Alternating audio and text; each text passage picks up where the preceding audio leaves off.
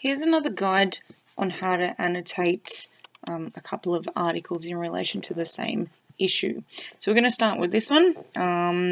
So establish the big picture ideas. So the issue is reverse sexism on The Voice. The contention is female host flirty behaviour on The Voice is unacceptable and hypocritical. The audience are the Australian general public, an audience of the show. Stakeholders are men, women, and viewers. And Susie O'Brien's purpose is to criticise the hosts for perpetuating double standards and being sexist. Pay attention to the argument structure as well, because you want to be referencing this as well. So in this instance, Susie O'Brien structures her arguments in a loose sort of head and heart structure. All right. So what this means is that she's got an appeal to the heart, where she evokes annoyance at the host's behaviour.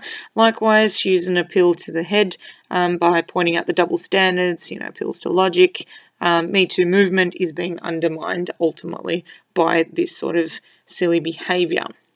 So after we've established the big picture ideas here, we're going to go through and we're going to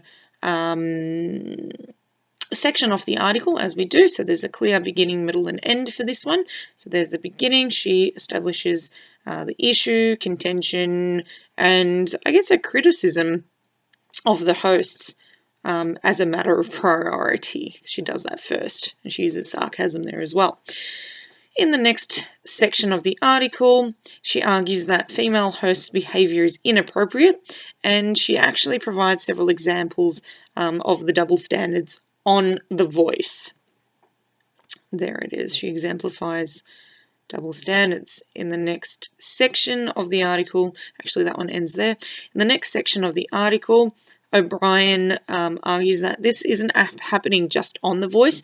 The problem is actually more widespread. Right? So it's happening on American Idol as well with Katy Perry. Then in the final section of the article, she concludes by restating her contention, which is to point out that there are in fact some double standards happening here, and that the women should not actually be behaving in this way because it undermines the Me Too movement. So next we highlight how she actually uses language to convey her arguments. So in the first section, she references several examples of the host's inappropriate behaviour on The Voice. So the first one is Roland. She uses strong language to emphasize her poor behaviour. Likewise, Sonia Kruger, right? Using a rhetorical question, she provides another example of inappropriate female behaviour and flirtatious behaviour. Then she references Delta Goodrum. There it is. Done a bit of flirting, recently danced on the table in a low-cut metallic top. That's quite descriptive, that language, right? So she uses imagery to depict this suggestive and sleazy behaviour, which incidentally is shown on the visual right here. So there is the low-cut metallic top. You'll notice that she is touching him, so there's the hands-on approach. Likewise, her body language is very flirty. You can see she's, giggling and the way she's standing and so on, right? Then the contestant, you've got him here, he's quite muscular and, obviously good looking. He's not really engaging with her though, right? He's just sort of standing there and, yeah, she's clearly hitting on him. Caption establishes that this is Tim Conlon, who has been the target of all the attention on The Voice. Then we've got another example with Roland making some sleazy remarks towards him. So she's quite upfront about hitting on him, and use of that quote makes this point. The next section, she identifies Katy Perry on the American Idol as also being problematic in this manner. So she, flirting with contestants. Then notice that O'Brien mentions the contestant's age, and this really emphasizes how inappropriate these actions are, and almost portrays Perry as a predator and him being, sort of innocent, right? Fawns over him. Then we got another quote from her. Only hot guys are typically named Trevor. Right, and to emphasize that this behavior is overt and inappropriate, she also includes Trevor's girlfriend taking to social media to call her out on it. Right, so it just re-emphasizes the inappropriateness of the behavior. The article is concluded with the by re-establishing the contention, which is to point out the double standards. So using a cliche and rhetorical question, she points out the double standards and the unfairness of what is actually happening. So, why should women get away with this? And on a final note, she comes back to criticizing this poor behavior. She's saying it's not a good look in this Me Too era for women to behave this way. Right? So in other words, she's suggesting that these women are undermining the Me Too movement with their silly behavior and that they should know better. In the next article,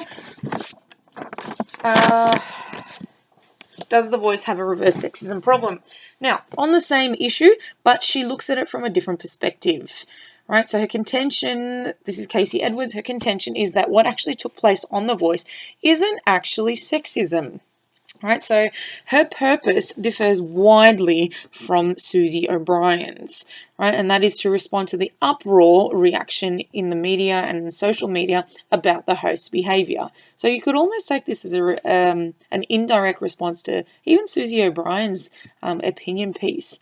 Right, so what she does is she aims to educate the audience on the definition of sexism and sexual objectification, and also she also points out that what happened on The Voice wasn't actually sexism. So she really dismisses that incident. Right, so again, sectioning off.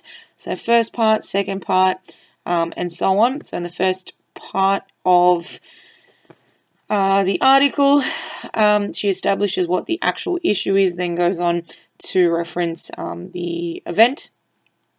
So there it is. She points out that the issue is in fact misdirected, right? So referencing all the reactions in the media, she uses strong language and a mocking tone, and she hints at being critical of previous responses to the topic.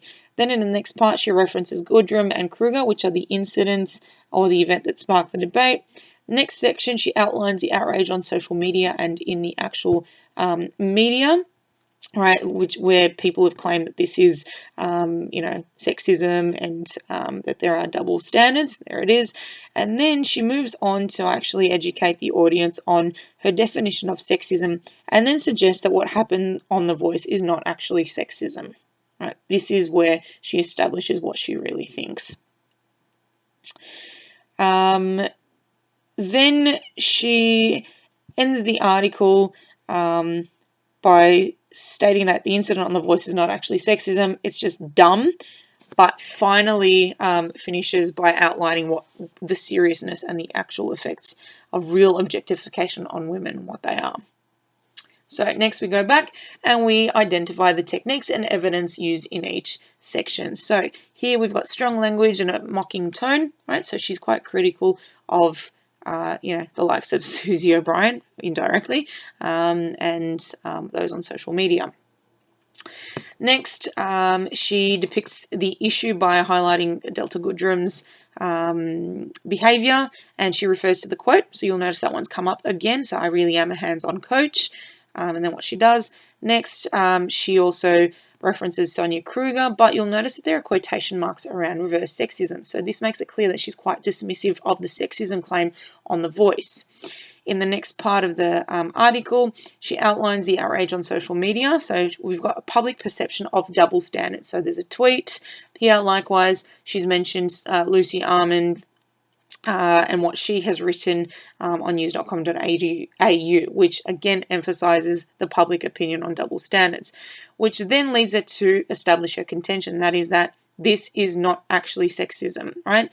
And she further emphasizes that by juxtaposing over here the treatment of men versus women's experience when it comes to sexualization and objectification, right? There's use of emotive language here, saying that we're willfully blind to the inequalities of society if we look at it in the same way, right? She builds on that point further, right, because she's trying to point out how serious the objectification of women actually is.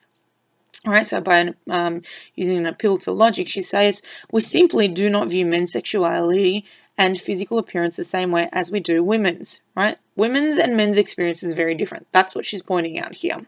And then she further builds on that point by defining objectification. She uses strong language and she emphasizes the effects of it on women, right? So look at this, words like utter dehumanization, reduction of entire being to their appearance. That's some strong and heavy language use here. Right? Again, coming back to the point that what happened on The Voice wasn't actually sexualization or sexism, right? So this is the crux of the problem. Anyway, then she finishes off by criticizing the behavior of the women on the show, and then finally she reestablishes her contention. Very simply, sexualizing and objectifying women harms, ruins, and ends women's lives. Right? So this is the actual effect of sexualization and objectification. Next, we look at similarities, which are critical. They are both articles are critical of Goodrum and other host behavior. They both use strong language and a critical tone to attack their behavior, and they're both biased. However, their focus is different. Right? So O'Brien's focus is on the double standards via her criticism of the show hosts. So she slams them left, right, and center. Meanwhile, Edwards promotes the idea that this isn't actually sexism. Right? So she's very much anti the idea that men can be sexualized, because it doesn't really affect them. Note the way that they use strong language in a same but different manner, or for different purposes.